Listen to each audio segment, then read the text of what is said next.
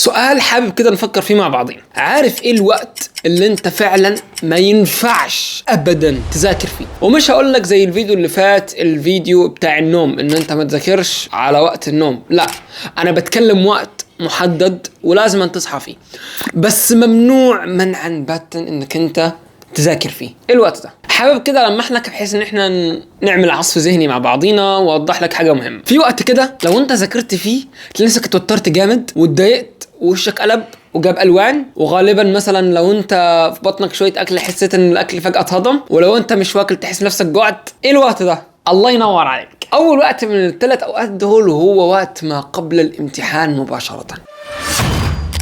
عارف كده لما تبقى كده رايح كده لجنه الامتحان وتشوف كده مجموعه الدحيحه اللي متجمعين على بعضين كده وبيسالوا بعضهم اسئله انت عمرك ما شفتها في المنهج؟ دول اكتر ناس انت لازم تبعد عنهم. الدور الثاني حلو سيب. انا مش بقول كده عشان احبطك ولا بقول كده عشان هم مخلوقات فضائيه ولا لا، مش الكلام ده كده كله. انت لازم تبقى فاهم انك انت قبل الامتحان مباشره من كتر التوتر، يعني ببساطه كده شديده انت بتبقى فاكر نفسك ناسي، بس انت مش ناسي. وتعالى كده اضرب لك مثال من واقع الحياه. كم مره كده تدخل لجنه الامتحان تلاقي نفسك ايه ده انا نسيت كل المعلومات، اول ما تدخل وتمسك القلم تلاقي نفسك رخيت المعلومات كلها. ده لو انت مذاكر. انت مع التوتر الجسم بيقعد يفرز كميه هرمونات اساسا ما بيكونش قادر ساعتها الدماغ انه يقعد يشتغل بقى مع الذاكره بقى والعقل والكلام من ده كله انه يعني يجيبه في المعلومات، لا هم بيركزوا على افراز الهرمونات اللي انت بتقعد تفرزها لما انت بتقعد تبقى خايف ومتوتر وقلقان فببساطه شديده بتحس نفسك انك انت ناسي المعلومات. مش الحل ابدا،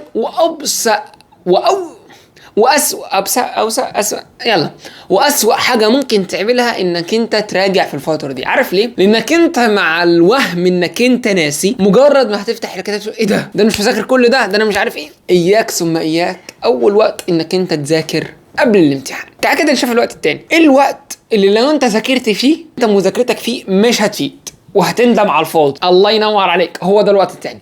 الوقت التاني هو ما بعد الامتحان.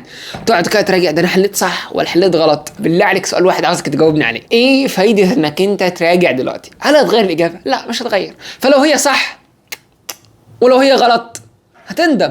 فانت خلاص سيبها. انت مش حليت وراجعت وشايف نفسك عملت اللي عليك وذاكرت قبل الامتحان كويس، خلاص كتبت، ربنا يوفقك، قدر الخير وخلصت على كده. اطلع شوف انت عليك ايه بعد كده، مش ايه اللي فات قبل كده. ولذلك تاني وقت ممنوع ابدا انك انت تراجع وتذاكر فيه هو ما بعد الامتحان، انك تراجع على الامتحان اللي انت حليته. تالت وقت معانا وهو ده وقت مصيبة جدا، وللأسف كلنا بنعمل كده. وربنا يبارك في الاهل جميعا. مثلا لا كده والدك او والدتك بعد ما يقول لك ايه اديك يلا يلا يلا يلا اديك اكلت اهو بدبتها وخلاص ومش عارف ايه بتاع، روح ذاكر. الوقت ده غلط جدا انك تذاكر فيه في حالة انك انت لو واكل اكل في كربوهيدرات كتير، في سكريات كتير. السبب بسيط، ان اصلا طريقة عمل السكر في الجسم او الجلوكوز في الجسم انه بيديك كده باور ونشاط اول ربع ساعة تحس نفسك عاوز تهد جبال، بعد كده فانت بتلاقي نفسك فصلت تماما.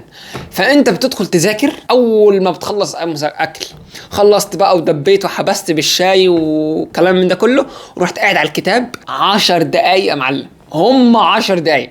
بعد كده تلاقي نفسك فصلت ومليت وقرفان وكاره الكتاب. هو في حاجة حصلت؟ في حاجة حصلت. الدماغ لما انت تقعد تاكل كتير كل الدم اللي بقى في الدماغ بيروح لفين؟ الله ينور عليك، للحلوة دي. إني لأقر بقى على العالم. ليه بقى؟ عشان يساعد بقى المعدة في انها تهضم والكلام من ده كله. طب فانت في الحالة دي دماغك مبقاش فيه دم كفاية، يعني مفيش فيه طاقة كفاية انه يذاكر. هل ده غلط؟ نوعا ما. ليه بقى؟ لانك انت لما تقعد تدي دماغك المعلومات في الوقت ده، احب اقول لك من الاخر عامل زي اللي بيزق في حيطه. انت عمال تبذل مجهود بس الحيطه مش هتتحرك. نفس النظام، انت عمال تذاكر وتحفظ مش عارف، بس المعلومه مش قادره تدخل. دماغك مش في مود انه يستقبل معلومه، دماغك في انه بيعمل عمال في تعالى يا فندم ده البطن عاوز مش عاوز كده، تعالى يا فندم ده البطن مش عاوز.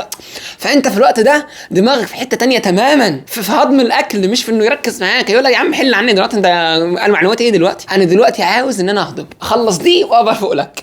فلذلك دايما احرص انك انت تذاكر قبل الاكل عشان تستقبل معلومات والكلام ده كله، ويكون الدماغ خزن المعلومه. بعد كده اكلت شحنت باور، بعد الاكل بربع ساعه تلت ساعه ذاكر تاني. ما تذاكرش بعد الاكل انك ساعتها الدم كله اللي في الدماغ بيروح على المعده عشان عمليه الهضم. هم دول الثلاث اوقات اللي ما ينفعش ابدا انك انت تذاكر فيهم.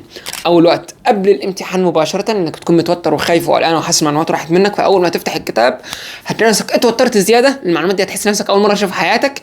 ولكن لا، اهدى وارسى كده معلش وادخل الامتحان وامسك القلم، هتلاقي كل المعلومات جت ان شاء الله تعالى لو انت مذاكر. تاني وقت بعد الامتحان، لانه مش هيفيد في حاجه ومش هينفعك، ولا الاجابه هتتغير ولا الدرجه لو انت نزلتها هتتصحح للاسف، ولكن انت عملت اللي عليك وربنا كتب لك الخير ووفقك. طالما انك انت ذاكرت كويس وعملت اللي عليك خلاص انتهى يا معلم. تالت وقت زي ما اتفقنا، ما ينفعش تذاكر بعد الاكل على طول، بحيث ان دماغك في الوقت ده اصلا كل الدم يكون راح على الهضم عشان يلحق يهضم. بعد الاكل بتلت ساعه نص ساعه الحق ذاكر مره تانية. بس كده فيديو بسيط سريع لذيذ حلو كده على الخفيف عشان نوضح لكم ايه الاوقات اللي ما ينفعش تذاكر فيها، وربنا يوفقكم اجمعين. تقريبا اغلب الاماكن دلوقتي داخلين على امتحانات وفتره امتحانات، والمدارس او الجامعات والكلام من ده كله. نصيحه جدا، حافظ في الوقت ده جدا على انك تحافظ على هدوءك العصبي وصحتك النفسيه، لان التوتر والقلق الزياده والخوف الزياده خاصه لو انت في ثالثه ثانوي صدقني مش هيفيد في اي حاجه. حاول تخلي نفسك هادي. مش معنى هادي انك تكون بارد، لا، هادي يعني ذاكر بس بدون على اعصابك. ما تذاكرش على اعصابك، ذاكر على دماغك، يعني دماغك اللي يخزن مش اعصابك. تمام؟ وربنا يوفقنا ويوفقكم اجمعين ان شاء الله تعالى، ويسعد كل واحد ويفرح اهاليكم باذن الله تعالى بدرجاتكم وباعمالكم وامتحاناتكم، ويخليكم تدخلوا الامتحان كده مرتاحين وطالعين منها مبسوطين. ولو انت بقى معانا في قافه طلب المزنوقين فانزل اشترك معنا في القناه عشان نشوف محتوى كتير وفيديوهات تساعدنا احنا نفتكر من خانه الطالب المزنوق. لو عجبك الفيديو مش هوصيك بقى اخوك حبيبك بقى لايك وشير واشتراك والحاجات الحلوه دي. اشوفكم الفيديو الجاي.